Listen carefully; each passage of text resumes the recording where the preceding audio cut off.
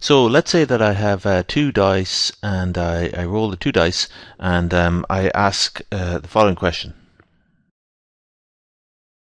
So I want to find out the probability of getting at least 1 6 when I roll the two fair die. So how can I approach this problem, right? Well, how can I get at least 1 6? Well, there's basically two possibilities. Either I could roll a 6 with the first die, or I could roll a 6 with the second die. So really this is the same as the probability that the first die is 6 or the second die is 6. Okay, so that's another way to rephrase this question. So now it's tempting, if you are not careful about your probability calculations, to say, right, I know that the probability that the first die is 6 is 1 6th, and I know that the probability that the second die shows a 6 is 1 6th. So I want either one of these things to happen, so really I just should add up the probabilities, right? I'm just looking at either one of these events happening, and so then I'm guessing that maybe that this is true, right? That the probability that I get at least 1 6 is 1 over 6 plus 1 over 6, which is 1 over 3. But this is wrong. Okay, so where did I make the mistake here? Well, I made the mistake at this point, right?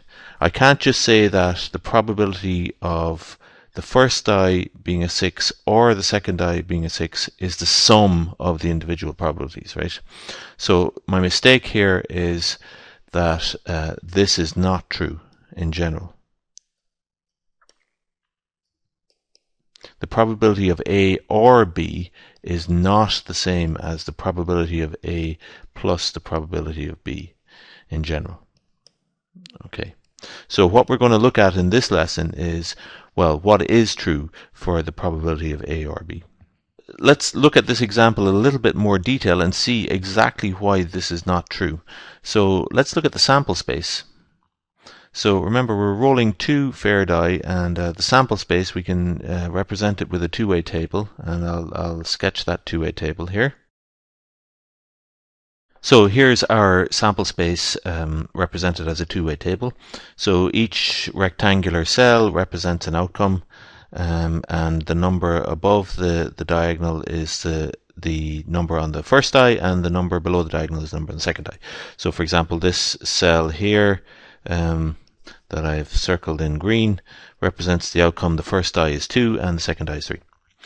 Okay, so why is it that the probability of rolling at least 1 6 is not just twice the probability of rolling a 6?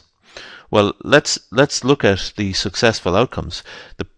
The probability of rolling at least 1 6, well, I'll circle all those outcomes in red, or I'll outline them in red. So we could have all the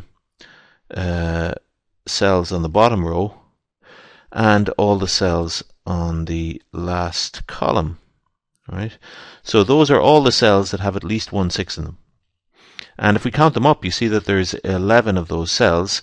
So so this probability up here, actually, this probability, the probability of rolling at least 1 6, you scroll down a little bit there, that's actually equal to 11 over 36, because there's 36 total possible outcomes, and 11 of them are successful.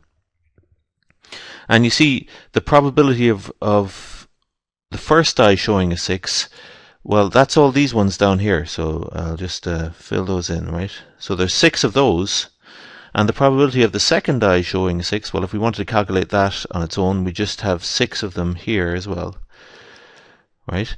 And so you see the reason that we don't add up the two probabilities is that if we did that, effectively we'd be double counting this one here, the overlap.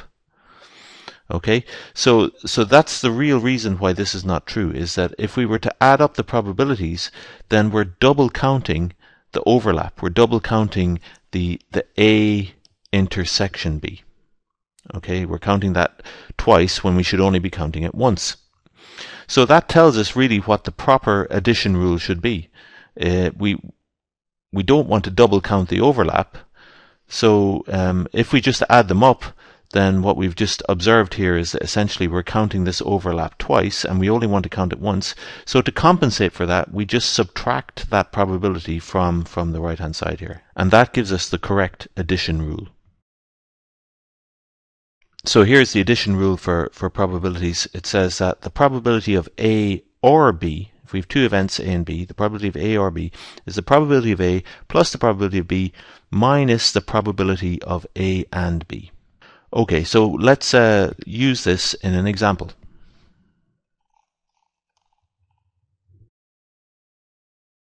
So let's say that we draw a card from a standard 52 card deck, and the question is, what's the probability of getting either a spade or a face card? So this is a situation where we could use the addition law if we wanted. You could work this out without the addition law, because you can just list off all the successful outcomes and divide by the total number of outcomes. They're all equally likely. But we're going to do it using the addition law just to show how that works. So we have two things here. We have the probability of getting a spade, and we have the probability of getting a face card. Right? So let's work those out first. So the probability of a spade,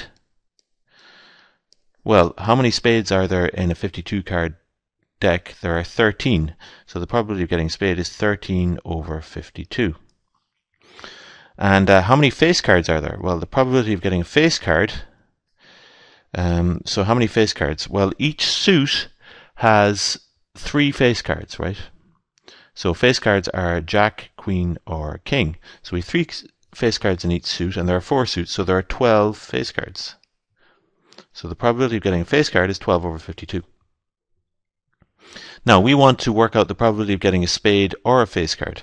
So the probability of a spade or a face card, right? According to the addition law, it's the probability of a spade plus the probability of a face card, I'll just put face there, minus the probability of both, the probability of face card and a spade. So now we've already worked out 2 of the things on the right hand side here. We have 13 over 52 plus 12 over 52. And what about the probability of a face card and a spade? So again, we just need to work out how many cards are both face cards and spades. So how many spades are face cards? Well, 3 of them. So we get 3, and the total number of outcomes is 52. So 3 over 52 there. And now we just do the arithmetic. We have 12 plus 13 minus 3, so that's 22 over 52. So that's the answer, right? The probability of getting a spade or a face card when you draw a single card from a standard deck is 22 over 52. Now you could do this directly just by counting up the total number of cards that are either spades or face cards, and you'll find that there are exactly 22. So that will agree with this calculation here. But we just wanted to use this as a demonstration of the addition law for probabilities.